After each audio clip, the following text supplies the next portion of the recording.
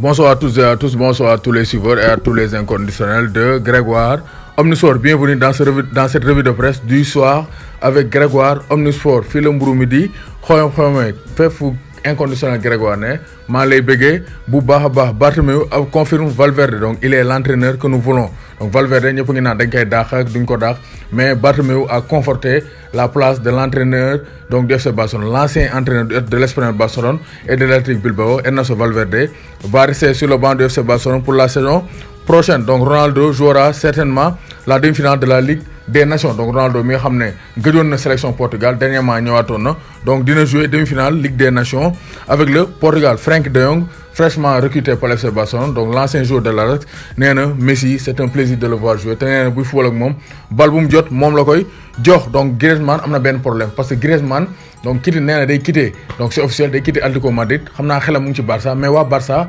donc ba léegi Griezmann ni mu leen defoon daaw tegal leen siège gars yi di ko xaar, Griezmann neen finalement damay toog, loolu ba léegi donc dafa des seen xol yi. waa Barça dañ ko mere ba léegi, moo tax Joan Laporta ancien entraîneur donc ancien président autant pour moi du FC Barcelone nee na d'accord pour Griezmann ñëw fële ca FC Barcelone. Donc Real Madrid aussi, donc Luka Jovic au Real Madrid, ce serait imminent. Donc Luka Jovic, le jeune attaquant serbe donc de l'Eintracht Francfort, donc serait bientôt au Real Madrid. Donc donc ça c'est une belle recrue pour redynamiser l'attaque du Real Madrid. Luka Jovic mi nga xam ne lekk rek la deful ren, donc défenseur Bundesliga yi, est une belle recrue pour le Real Madrid. Donc gis nañ ne le FC Valence aussi vise Mariano Diaz. Donc Mariano Diaz yaakaaruma ne Zidane dina ko garder, donc il va partir. Moo tax actuellement donc Valence mu ngi koy coytu xool nan la koy attirer fële ca Mestalla. Donc Manchester United et le Paris Saint-Germain se disputent Nicolas Pepe. Donc Nicolas Pepe sera l'un des joueurs qui va animer le mercato estival. Donc selon le Parisien, l'attaquant lillois Nicolas Pepe serait dans le viseur donc de Manchester United et du Paris Saint-Germain. Donc Paris ñu ngi ko bëgg a garder fële ca France, mais Manchester United aussi soxla nañ ko. Mais Manchester United lan moo naa nekk seen problème, Manchester United du jouer Ligue des Champions te loolu dina tax joueurs yu bëri duñ fa sawar a ñëw. Donc Real Madrid aussi ñuy accélérer la cadence avec Mimi Touré.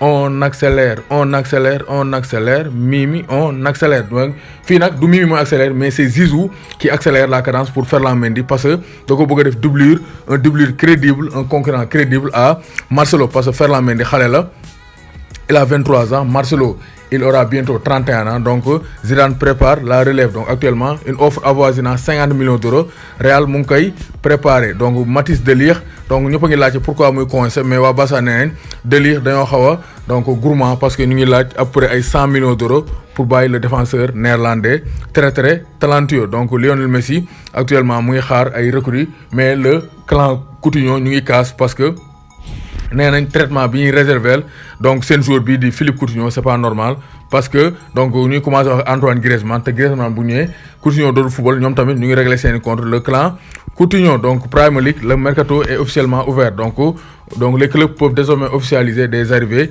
et des départs. Donc mercato bi ubbi na fële ca Angleterre, donc ku mu neex jënd ku mu neex jaay, donc mbir bi ubbeeku na. Donc le FC Barcelone pense à céder donc Nelson Semedo. Donc Nelson Semedo mi nga xam ne mu ngi ñëw Barça depuis 2017, donc actuellement en provenance de Benfica à 35 millions d'euros. Actuellement il ne fait pas l'unanimité, mais donc bu demam mën naa donc assurer dara Moussa Wagué, parce que Moussa Wagué actuellement il fait de très bonnes choses. Donc peut-être que Valverde veut libérer la place à Moussa Wagué. Donc Nelson Semedo kon demal Moussa Wagué yéeg donc nekk doublure donc Sergi Roberto. Donc loolu dinañ neex ñun Sénégalais. Donc Juventus de Turin, le clan Paulo Dybala, la Joya, donc affirme que Dybala veut quitter la Juventus de Turin. Donc c'est clair que Dybala actuellement donc il n'est pas en heure de s'intégrer, il ne se sent pas à l'aise à la Juventus de Turin. Donc cette saison, la saison passée 22 réalisations, mais saison passée donc c'est pas une grande saison parce qu'il n'a pas été décisif aux côtés de Cristiano Ronaldo. Bon actuellement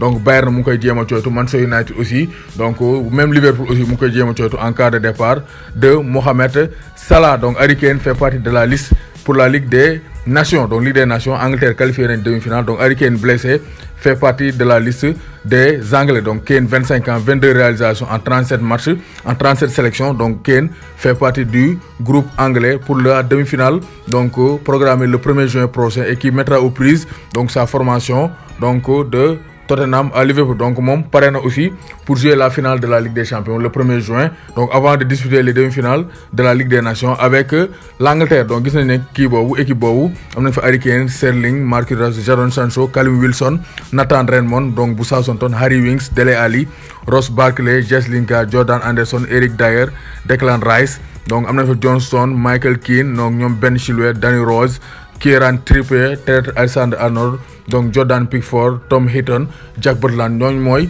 donc l'équipe de Gareth Southgate pour la Ligue des Nations. Donc Ligue Europa, Chelsea perd Ruben Loftus-Cheek. Donc Ruben Loftus-Cheek, donc l'espoir, le futur Lampard de Chelsea, s'est blessé et va devoir donc rester sur le carreau 6 mois, donc 6 à 5 mois ci la war a toog. Donc Loftus-Cheek c'est une grosse perte pour les Blues de Chelsea bi nga xam ne match amical rek lañ doon jouer fële ca États-Unis. Donc ça c'est une grosse perte pour les Blues de Chelsea. Donc maa ngi béggee Babacar Lo maa ngi lay béggee, Bamba TV maa ngi lay béggee, Ibrahima Bousso, Malan Diémé maa ngi lay béggee baax, Diouf borom Maroc maa ngi lay béggee bu baax, Bas Sey maa ngi lay béggee, Mon Ndiaye bu Italie maa ngi lay béggee, Mon Ndiaye bu Chelsea borom Pikine ginnaaw raay maa ngi lay béggee, Ibrahima Ndiaye Nongoka, donc Modou Pouy, donc Ron Baw, Abdoul Aw, Sunugal Abdoul Vrai, Moustapha Cissé, donc Oumar Sall, donc Seydina Omar, donc Mohamed Diba, Diakhaté Ismaël, Abo Wagne maa ngi lay béggee, Taha Ndaw, Thierno Sen, donc Bara Sarr, Khadim Ndiaye, Toko Kendo,